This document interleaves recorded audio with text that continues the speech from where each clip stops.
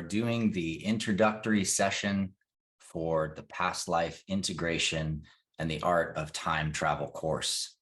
Thank you all so much for joining me on this adventure. Glad to see some faces I recognize and some new faces as well. It's really a pleasure to have you all here. So a lot of this dive is really an output of the journey that I've been on for the last, well, many years, about 25 years. I had an initial glimpse at some of my past life experiences for the first time when I was 16 years old or so. And I was in a dorm room at the University of North Carolina in Asheville with two of my older friends who were in college. And we were having a conversation about the nature of manifestation and discussing how in order to create what we wish to create in the world, we have to be in alignment in our physical and our emotional and our mental states. And that the process of creation is usually a cascade where you have an idea or a vision, and then you begin to feel the depth and the charge and the magic of that vision. And then that begins to land through physical action to make changes in the world. And what happened was I suddenly found myself no longer sitting in a dorm room. And I was standing around this crystal pillar coming out of the floor in a massive crystal hall with gigantic white crystalline pillars, arching ceilings, a temple unlike anything I'd ever seen before. And I was standing with my two brothers who were in this space as well, looking down at this crystal pillar. And what we were doing was storing away facets of information, ideas, and knowledge from our culture into this crystal pillar like a hard drive and sending that information down into the planet to be stored, because we were all aware there was a massive tidal wave coming and it was about to destroy our entire city. And all of a sudden I'm back in the dorm room and I look at my two brothers and their eyes are wide, and my friend Chris Ordiana says, "Dude, I think that was Atlantis." And Charles and I both nodded and sort of stunned. We're like, yeah, I'm pretty sure we were there. And that was right before the waves hit. It was a potent moment for all of us, and it led to dreams that we all had afterwards. In my dream, I saw people running up the streets away from the ocean as waves were coming in. And I saw others walking down to the beaches and sitting cross-legged and welcoming them in. I saw ships leaving on trips going out deep into the ocean in order to try to avert the wave and to get to other lands in the area, and others going far, far inland to the mountains, while some of us decided to stay in temples. And Charles and Chris each had their own pieces of memory, pieces of their own journey in that lifetime, and pieces of the keys that they were storing into those crystals for future incarnations when we could come and restore that knowledge. But that glimpse and that moment and those dreams gave me a hint of something that at the time I was very uncertain about. I was not clear about the idea that we reincarnate. I'd always heard or been told that we die and go to heaven, or if we're really bad and you had a lot of Christian influence in your life, then you're going to burn in hell and you're going to be tortured forever by some kinds of horrible beasts that will never let you go. And I didn't really buy that concept so much, because I thought, well, if God is an infinitely loving being, why would you ever let some other being torture someone forever? That sounds kind of rough. And I didn't have a lot of very strong Christian influence in my home. Fortunately, my parents both were very open people. So I had experiences of a lot of different religions and a lot of different ideas and a lot of different ways of looking at things. And I think that provided me with a foundation that would support me greatly as I began to enter my own awakening process and start to discover that there's a lot more to this whole spirituality thing than what we get from the mainstream religions and belief systems on the planet. So a few years passed, and in those years, I did a lot of work developing my unified harmonic matrix and my understanding of the lattice and the structure and the field of space-time itself. I feel like this part of my work was really, really important to provide me with a scientific foundation to be able to approach and address the kind of content that I would then come into contact with later. And as that content started coming in, I still got to say, I really had no idea what I was dealing with. The next time past life memories really hit me, I was in college and I was in the same exact dorm room building, a place called Founders Hall, which interestingly enough has 7 floors.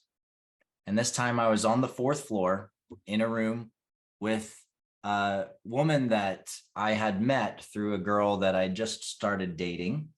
And she and I were going to parties together and stuff. And her roommate, this woman, Rachel, was amazing at remembering what everybody likes to drink for their coffee. So she had a list of all the kinds of coffee and all the specific ways everybody liked their coffee. So you come to her dorm room and she'd make you a cup of coffee exactly like you like it. And that was just great. So a lot of us hung out in her dorm room, and I'm sitting in this chair with 2 bros, again, interestingly, different guys this time, some new friends that I just met here in college at University of North Carolina in Asheville. And as I'm chatting with them about various things, I look over at Rachel, who's sitting on her bed, and she's talking to 2 of her friends. And all of a sudden, it was as if everything melted away. And I was suddenly in this medieval ballroom.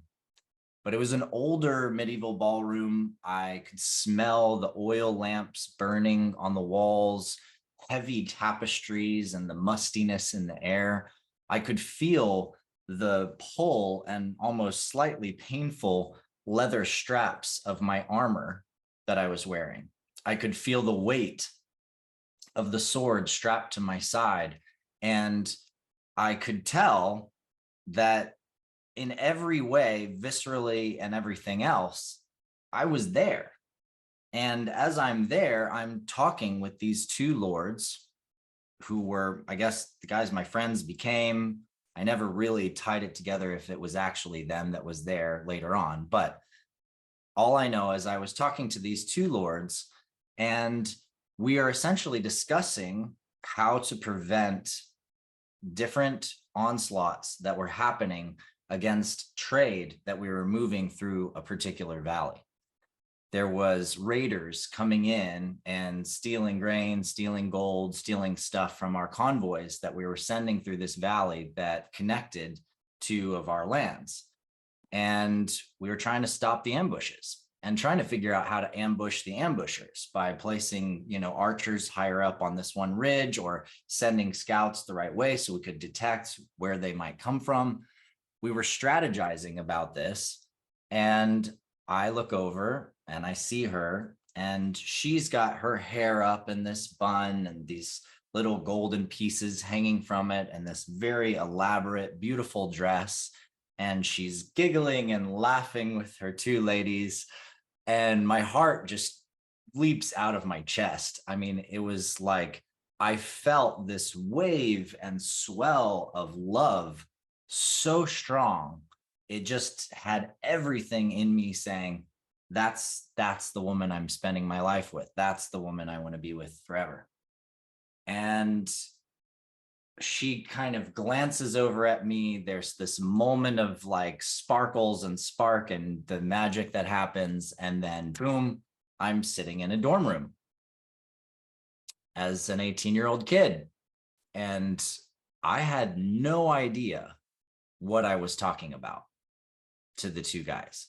I literally, the only thing I could think of was one, oh my God, this woman I'm like deeply in love with is like sitting across the room from me that I was there with a long time ago. And how are we protecting our trade through this particular valley? I literally had no concept of what was happening before that. I have no idea. And my two friends looked at me and they were like, Adam, are you okay? And I was like, I think I need some water. And so I get up, I go out into the hallway and I go to the water fountain because it was these dorms where you could go out in the hallway and down by the elevators, there's a water fountain. So I just go out there because it was like a way to clear my head, drink some water. I come back into the dorm room and Rachel's in the bathroom and she's washing her face off. And she looks up at me with these eyes and I look at her and she's like, did you? And I was like, oh my God, you did too?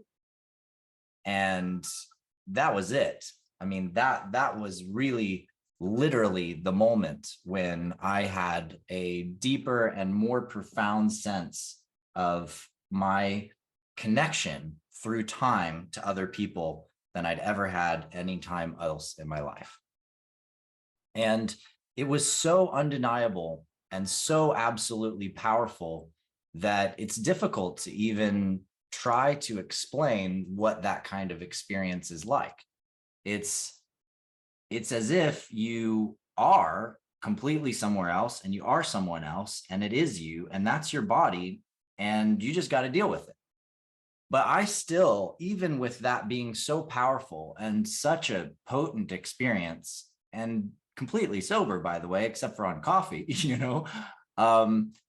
I still doubted. I still thought, did I just have this like fantasy daydream that I got lost in? Did I just like slip into this fantasy world for a minute with this girl that like I'm literally dating her roommate? Like, but I'm more attracted to her. And so did I just concoct this whole thing? And so I'm walking around on the campus. And at one point, I'm on this big grassy area we call the quad.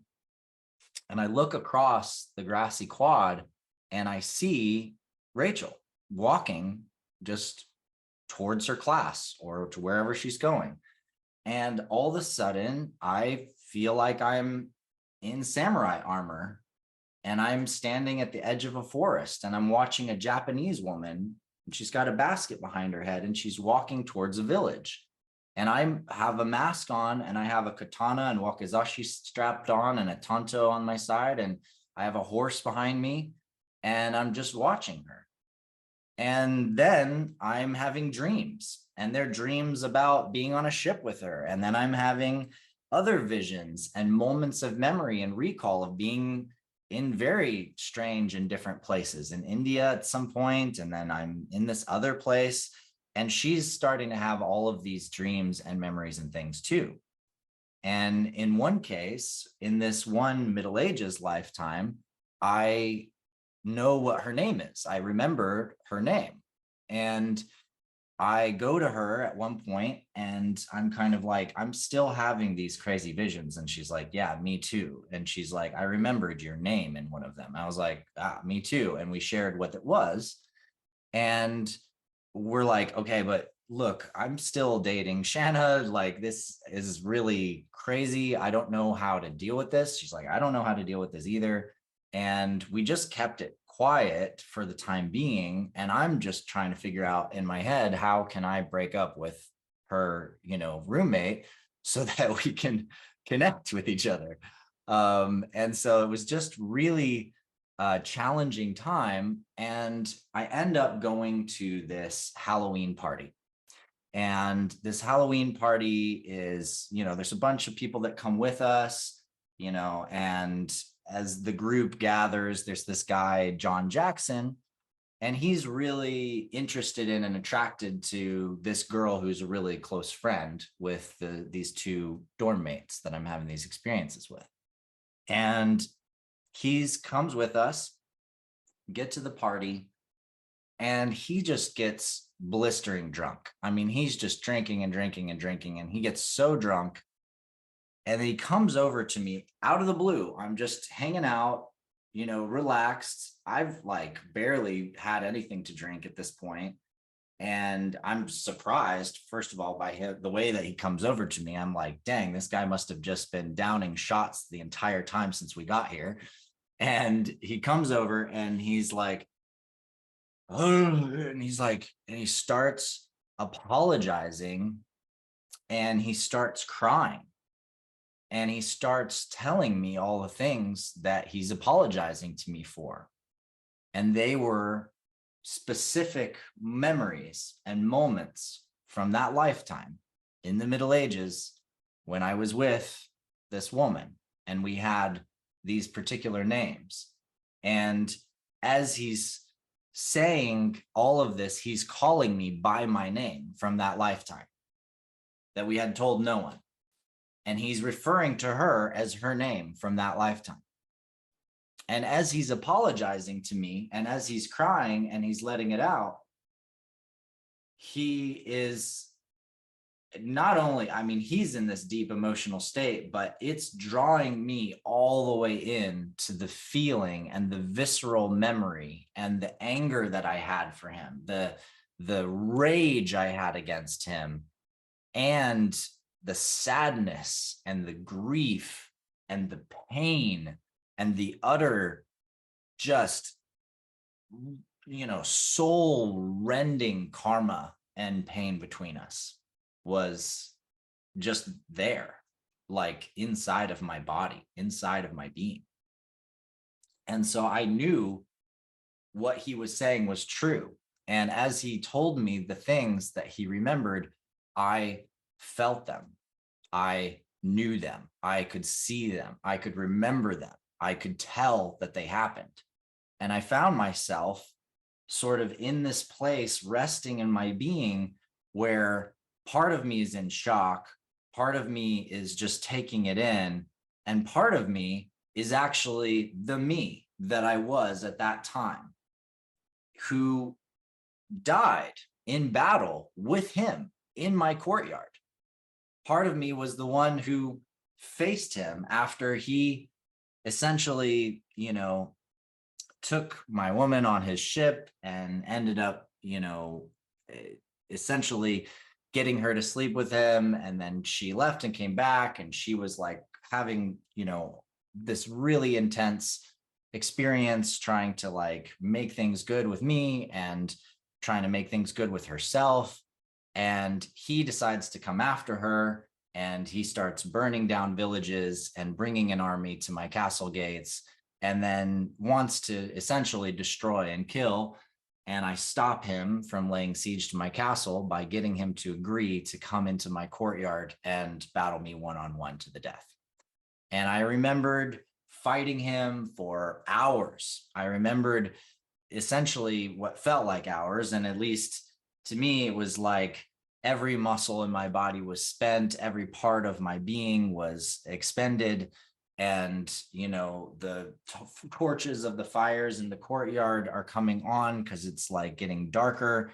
And everybody watching is just wishing and hoping that this is just going to end. And I realize I can't let him win. I can't let him win.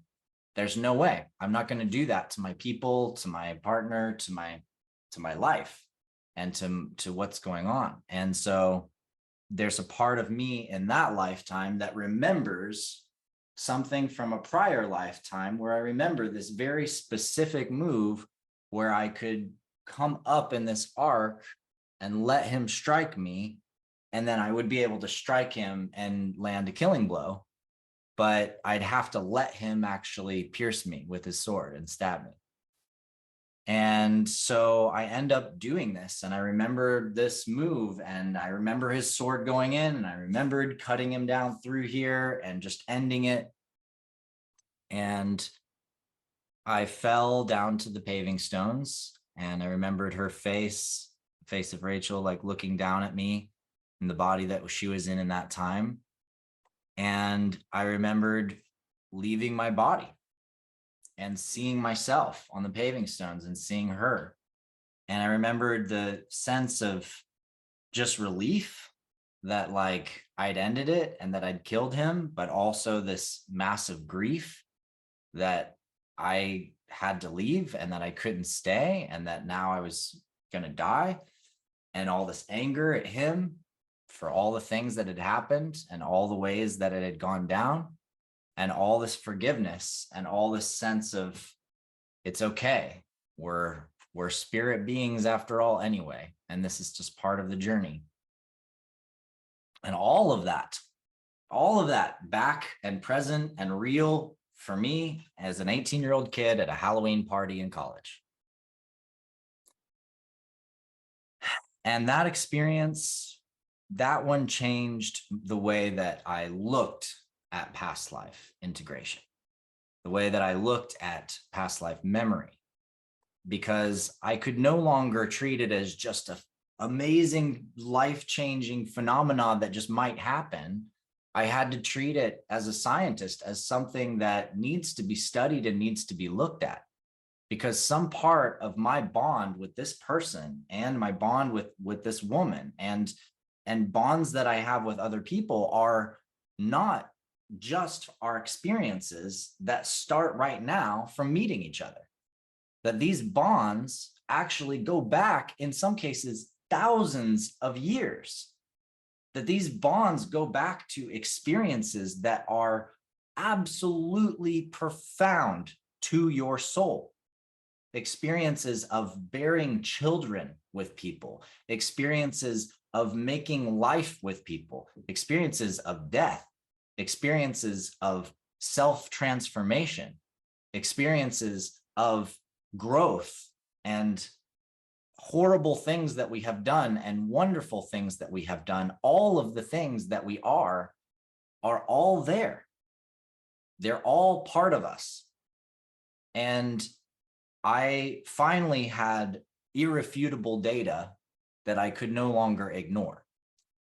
I could no longer imagine that I had just concocted the idea of these experiences into my head, because someone I didn't even know came to me out of the blue and knew my name from another time and knew exactly what we had done together and what he had done to me and what I had done to him. And that was it. From there, I had to take this as a study. I had to take this as a process that I needed to understand in depth, because understanding it means understanding who I am. Many people ask this question, who am I? How do we get to that answer? Is who you are the place you grew up in, or your parents' talents and skills? Is who you are just the college you went to or the business that you started? Is who you are the art that you create and the ideas that you express? Is who you are the way people see you in a relationship? Is who you are based on all of the things and the actions that you've done in this time? But is that all that you are? Are there parts of you that you've known exist, but don't feel a deep connection to, or don't know how to access that part of you? Are there parts of you that kind of come out and surprise you? Like, wow, where did that come from? How do I have that particular interest? Why does this one particular time period or location or culture or spiritual pathway light me up so much? How is it that I now have met certain people in my life that by meeting them, when I meet them, I get to know them for approximately 30 seconds and it feels like I've known them for 10 years. These are questions that I realized linger in everyone all the time. And they definitely lingered in me.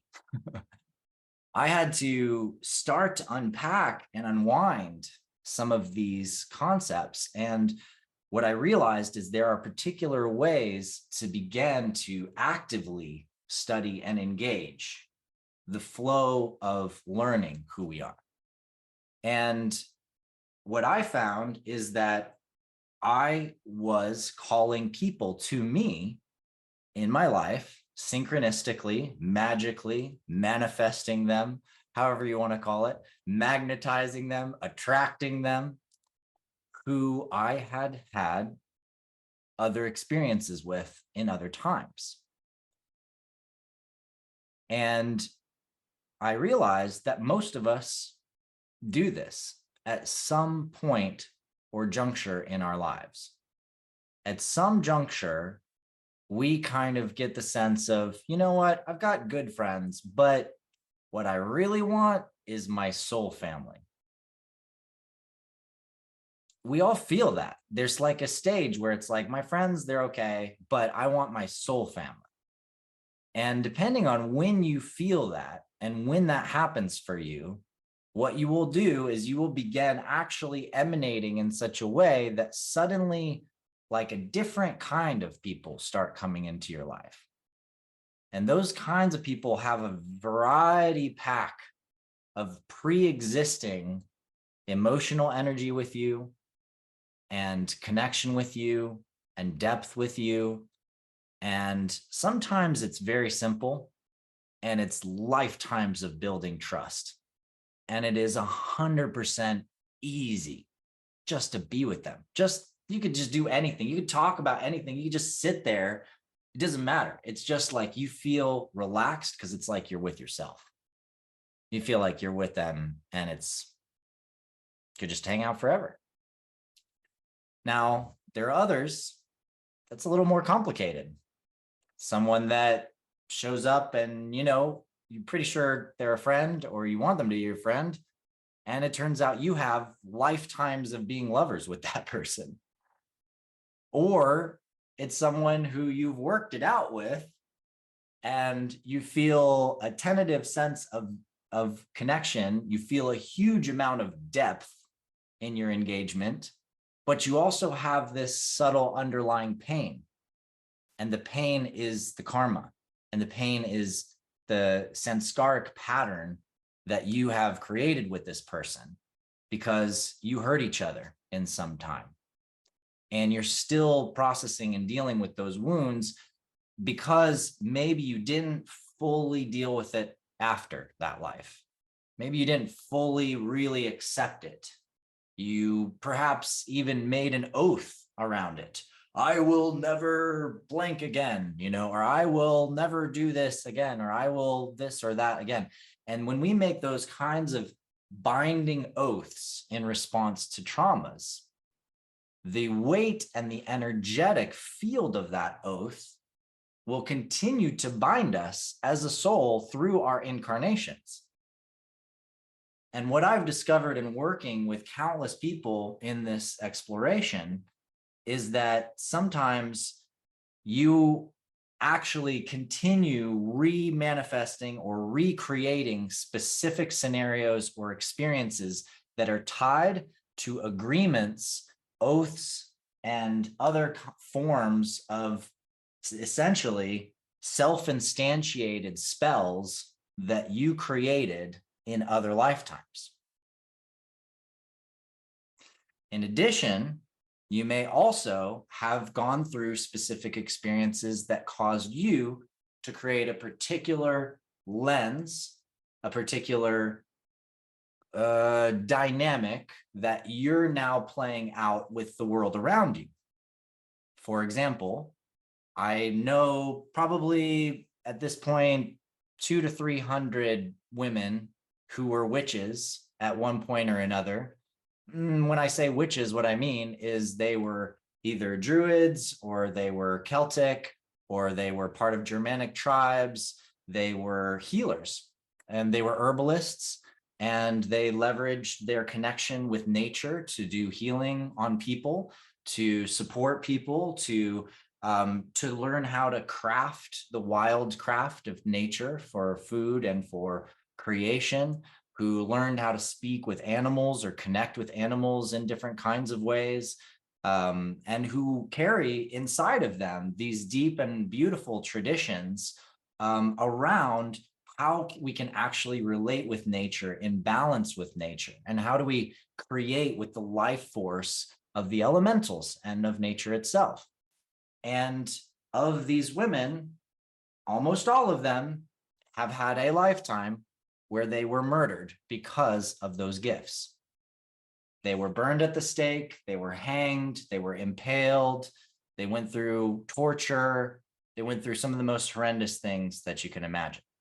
And this is one of the reasons why I feel like it's part of my role as someone who is an ambassador to a lot of people around the world, including indigenous traditions, as someone who's worked with many, many different indigenous tribes and indigenous elders, and has been inspired to reconnect to my own lineage and where my lineage comes from.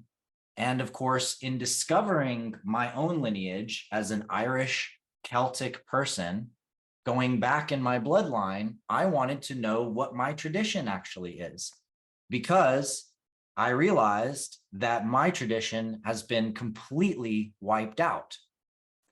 And the celebration of the entire destruction of my personal tradition is known as St. Patrick's Day. It's the day where we celebrate what's not Irish. Guinness beer, four-leaf clovers, leprechauns, right? We're like, that's the Irish stuff, really? No, it's not.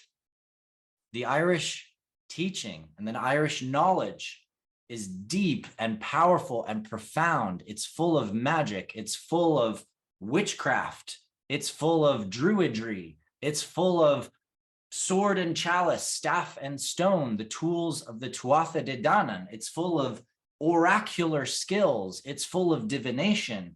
It's full of speaking to the elementals and singing the elven songs and dancing with the fae and calling forth the life force in the flowers and the trees and calling forth the land to sing with us so that we can bless it and so that we can lay blessings upon it. No, my friends, the serpents that St. Patrick chased out of Ireland, yeah, that's my ancestors.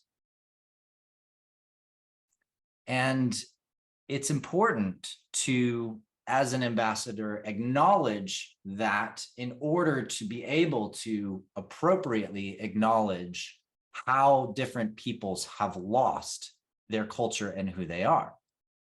Because as incarnate beings that have likely incarnated many times, you have probably experienced the destruction of your culture by another at some point in time, or you have been part of destroying another culture at some point in time.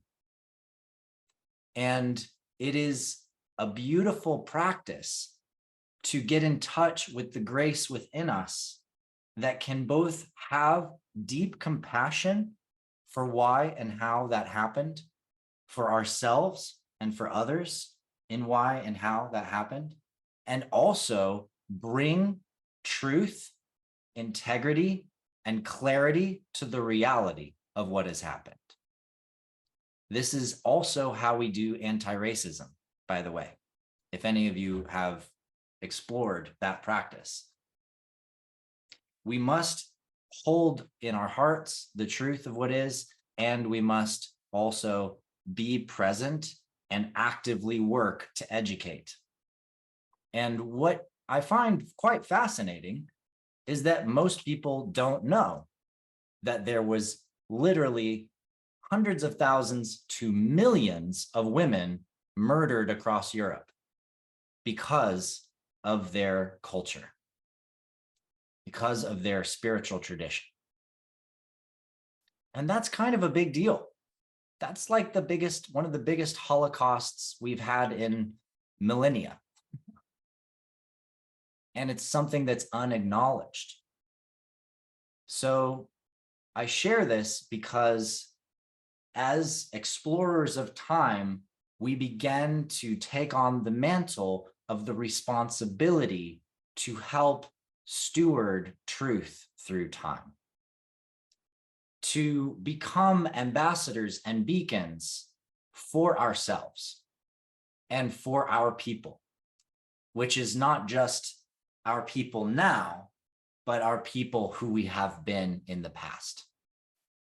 And there is an amazing reconciliation that begins to happen as we accept the parts of us that have played on both sides of a battle.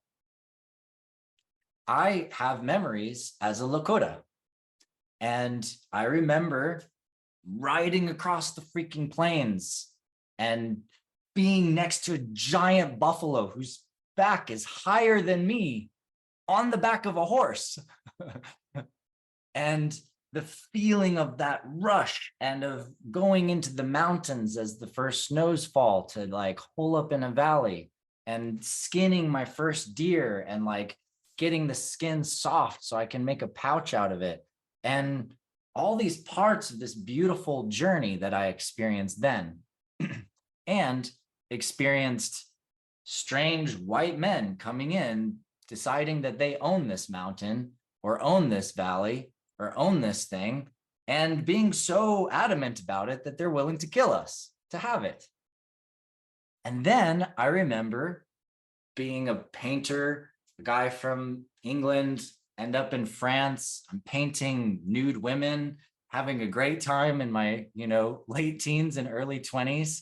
And I decide to come across to these lands here in the United States, as we call them now, and make my way through a sort of hellish experience on the East Coast until I'm traveling across these endless wildlands and end up in a dusty little town in the middle of nowhere.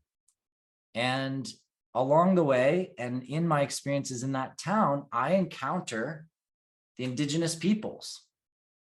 And I'm encountering them as the white man who just was an artist, who just came across to just have my experience, and then ends up having to figure out how to sling guns just to like protect myself and to survive and to take care of my friends and the people that I care about in this town that I end up in. And so we often will experience both sides through our incarnations of cultural conflict. And we go through that. I believe we choose that in order to be able to know and understand those conflicts at a deeper spiritual level, to realize that these kinds of things aren't just the act of like one bad person. They're not just one person saying, let's do this and let's go get them. These are sort of belief structures that get layered in and they get added on top of. And it's often that it's through a little distortion, a little disinformation, a little misunderstanding, and then a bunch of fear, and then a bunch of anger, that we stack this whole flow of energetics up that then we hold with so much energy and so much might that we're defending it with our lives, because we literally think we're going to lose our lives unless we defend that belief. And I can tell you now, looking at the planet and looking at what's going on around the world, that we're facing a very interesting time right now where there's a lot of risk of people falling into that trap. The trap of taking a specific piece of disinformation and then having armored on top of that hate and judgment and destructive tendencies, all the way to the point where they're willing and ready to go kill other people to defend against whatever they're afraid of. And because this is happening now, and we're faced with this juncture, it's really, really valuable for us to do the work to get to know how and why that kind of thing arises, and to get to know it from the place where we have gone through it, not from some other external perspective, but from our own. And by knowing our own journey, by knowing our own way that we have navigated through time, we gain so much power and grace to navigate things in the now. When you took courses in college, or you had a specific mentorship experience when you were younger, or you developed a specific skill like cooking or calligraphy or writing or any kind of specific thing that you did and you earned it and you learned it, and now you apply it in your life. And that application of that skill has the ability to change a part of your life. Now you know how to sell real estate. Now you know how to do a trust. Now you know how to bank appropriately. Now you know how to do X, Y, Z, F, whatever it is, right? That skill that you developed that then becomes a game changer for your life right now, imagine that you have 1,000 more of those that you haven't recovered yet. You already did skill development, and you probably know how to write very well with a quill pen, though you may never have picked one up in this life. You probably already know how to ride a horse, even if you haven't had a chance to ride horses. You probably know how to cook certain things. Maybe there are things you don't even know that you know how to cook or to get at the store. Or maybe you tried at one point, hey, I think I'll try making an Indian dish, or I'll try making this Italian dish or something. I'm just going to go for it. And it was perfect. You just pulled it off like you'd done it 100 times. Know what I'm talking about? And there are specific tools that we also have in our lives. For me, it's swords. When I get handed a sword, depending on what time period it's from, I've either wielded it for 30 years or I've played with it a little bit and prefer a slightly different one. And so I get handed a sword, and all of a sudden my body slips into the state of the memory of what it was like to hold that sword in different times. And different swords affect me differently. Holding one sword, I will be in the Himalayas, in a temple, as a monk, hanging out with my buddy David Beaudry as Shaolin monks. And then, get into my 20s, being ready to, I'm getting out of here. I'm going down into India, and I'm going to go down and end up, essentially at this hookah lounge, stopping a group of mercenaries from assaulting the belly dancers. And then the belly dancers end up taking me on as their protector. And I end up making these amazing close friends and having these beautiful experiences through that series of connections. And that's just like a trigger of a line of energy of who I am from a specific kind of sword. You hand me a katana, it's a very different feeling. Now I am assessing threat level. I am detecting who's capable of being in alliance and who is not. I'm essentially ready to slice somebody's head off the second that they dishonor me. I'm in this field in my body and in my sense that is like, a smooth and tight bowstring pulled on a bow that's capable of in an instant moving from the state of total peace and total serenity to the state of total violence and total destruction, and or the state of whatever else.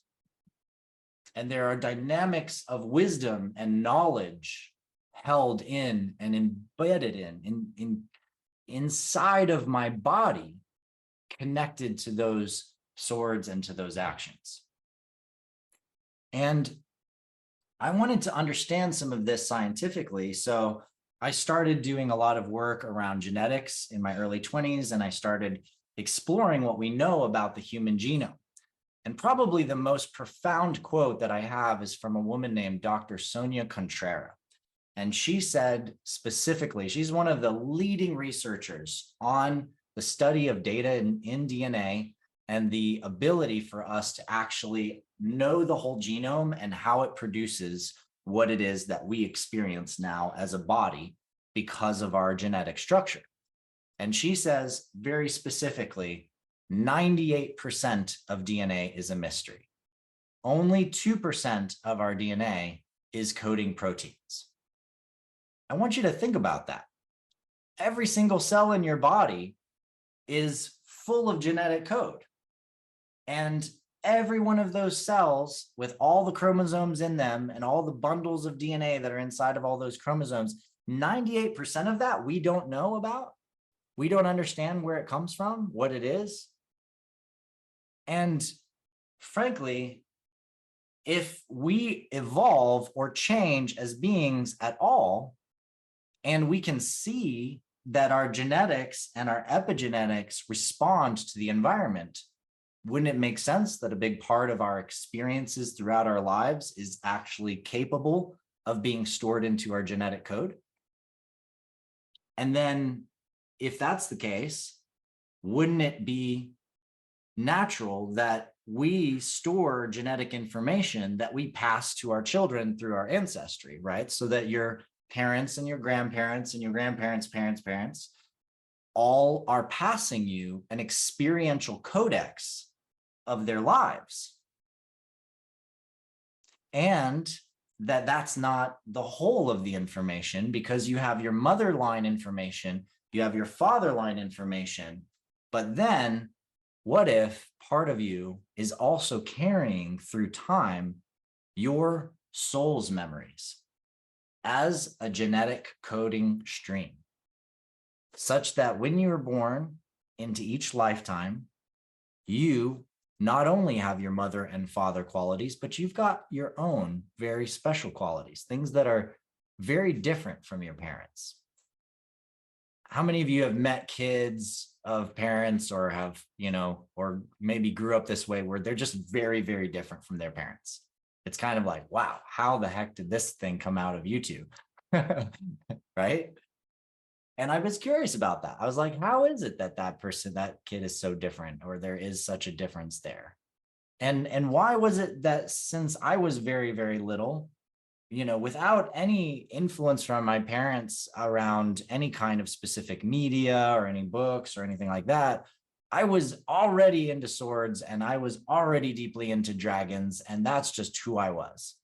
I mean, I just have dreams about dragons. I remember the first time I saw a sword, I was probably, 3.5 or 4, maybe, in Austin, Texas, at my dad's friend's house. And I saw this sword on the wall and I wanted that so bad. I can't even describe to you the feeling. I remember with vivid clarity the exact way the blade looked, the exact way the hilt looked on the white wall that it was on, and very little else about that house or that space. But that sword, my God, I wanted that sword. I was like 3 or 4, right? So we have these little hints throughout our lives. And we also find, I think, in school, when we're learning about different historical narratives, about different cultures and different places in the world, we begin to see certain times and certain cultures that suddenly light a spark inside of us. It's like you could sleep through everything else in history class except these particular segments. And when you go to those particular times and those particular places, you cannot get enough. You just want to know everything. You want to look at all the pictures, and maybe you're reading the text about the history and you're like, that doesn't sound right. It's like something inside of you is like, that something is off about this, but you just want to get in there. You just want to essentially get to the heart and to the depth and to the core of what that is, that time. It's the longing to know who we are. It's the deep soul sense that we need to know. about ourselves. And that's never going to go away from any of us.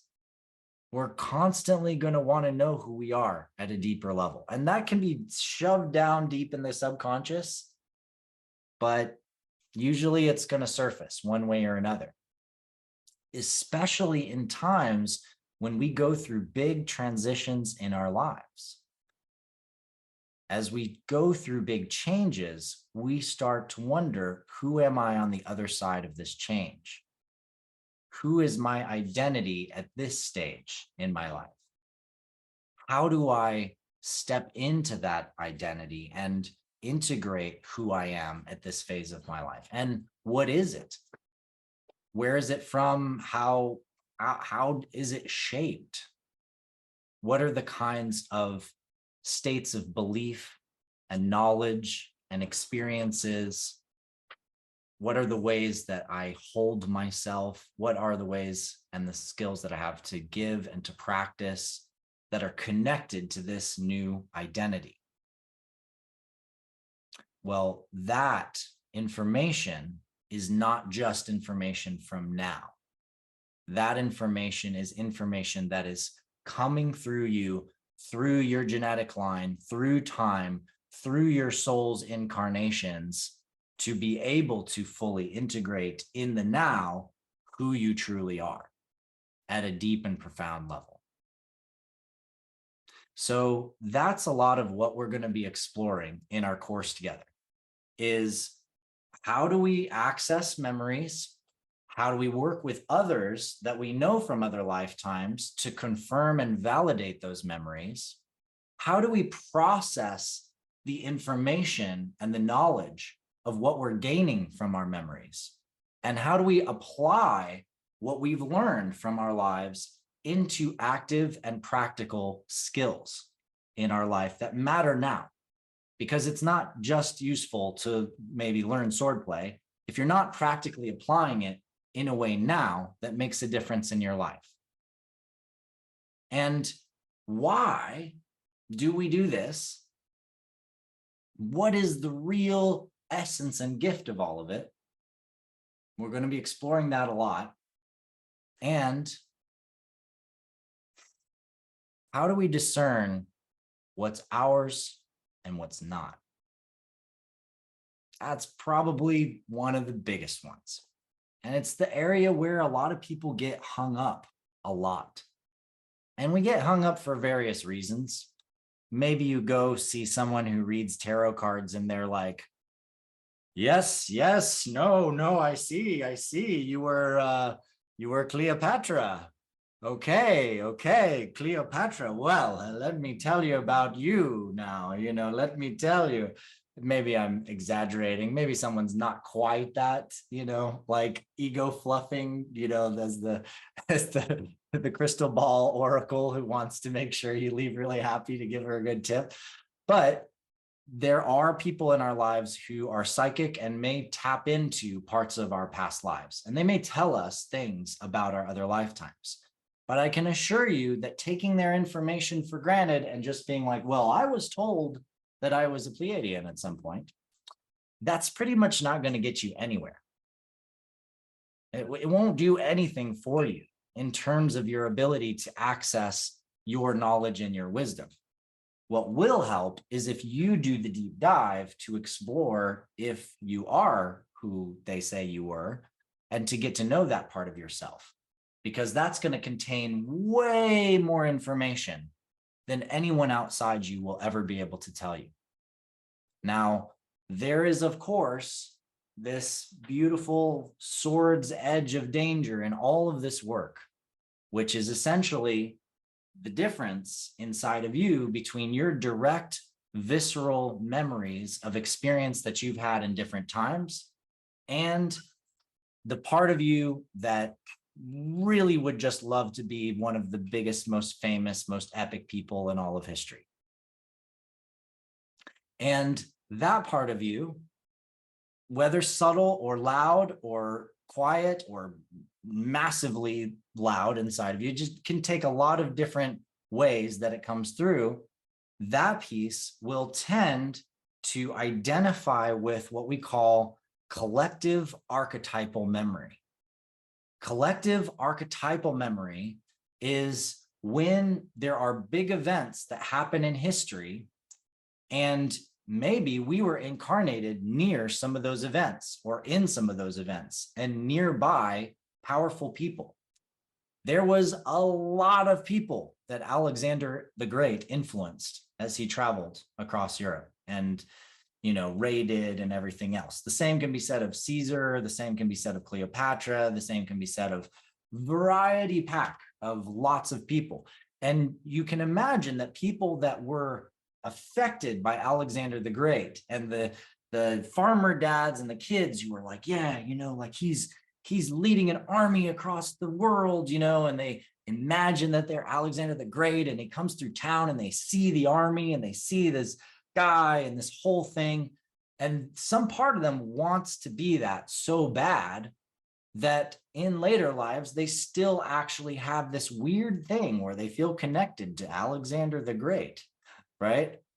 And it's part of them wanting to experience the archetypal stream that person brought through. Now, it may also be just that they're like a businessman and they've got like thousands of people working for them. They've got a full army, they've got all this wealth, and they're like, wow, I'm taking over the world. I must be Alexander the Great, right? So there are different ways that people's ego can play into the sort of illusion of being a certain person that they're not.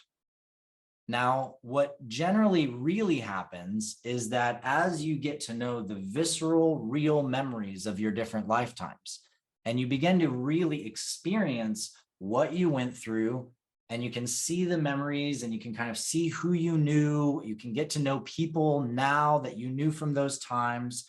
Now you have a real direct experiential line that's full of good and full of pain and full of all the different things. And from that, you can begin to identify when you were alive, who you were, and what you did. But I can assure you, if you were Alexander the Great, you will not have the giant aggrandized idea of how epic that was.